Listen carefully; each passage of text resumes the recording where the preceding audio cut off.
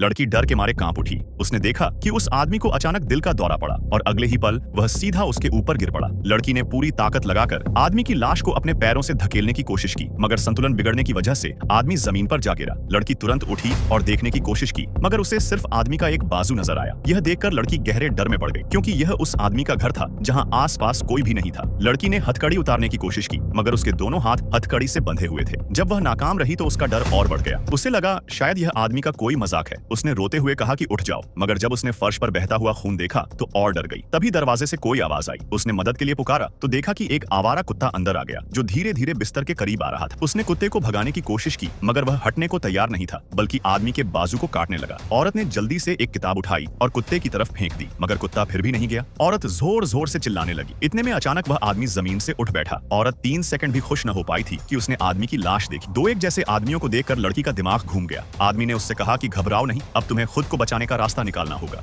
आदमी के हौसले से औरत ने हिम्मत की। दर्द सहते हुए हथकड़ी से हाथ छुड़ाने की कोशिश की और कामयाब हो गई। दूसरे हाथ को छुड़ाना आसान हो गया। कुछ झटकों में उसने बेड की लकड़ी तोड़ दी और हथकड़ी उतार दी। वह खुशी खुशी भागने ही वाली थी कि पीछे मुड़कर देखा तो हैरानी से पत्थर की हो गई, क्योंकि वह अब भी बिस्तर पर बंधी हुई थी।